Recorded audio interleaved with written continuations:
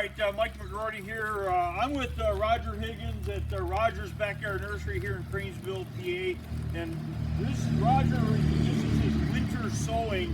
You know, a lot of people talk about winter sowing perennials and so on. So Roger kind of invented his own system of how he goes about it. He's got gallon milk jugs and cat litter jugs.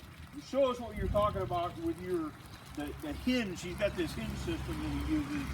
Well, a lot of people duct tape these together. You have to cut the milk jug. You got to put drainage holes in them. You put these out all winter long. They get buried in the snow. They get rained on. That's what they use. They're like a mini greenhouse. The seeds grow in here the way they were meant to be. They're outside to go through the elements. They come up, no hardening off, anything like that.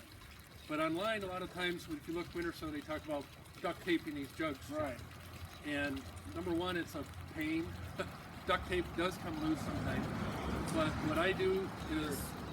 So basically, I'll get up here a little closer. Is that too close? No, it's good. All right.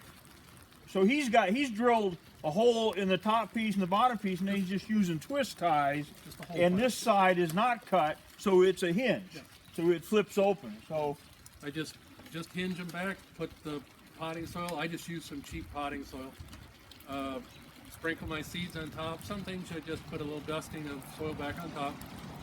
Put them back together. Use twist ties right off your loaves of bread.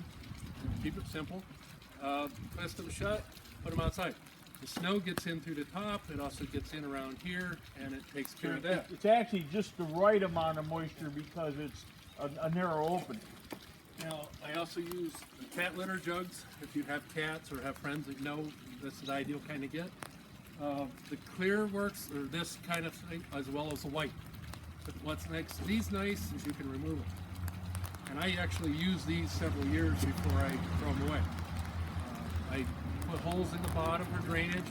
I did find out that with the hole here, I wound up with seeds growing here, but not back here. Yeah. So I put in what I call roof flaps. Okay. I cut in here, allows more moisture here. Now you get better development.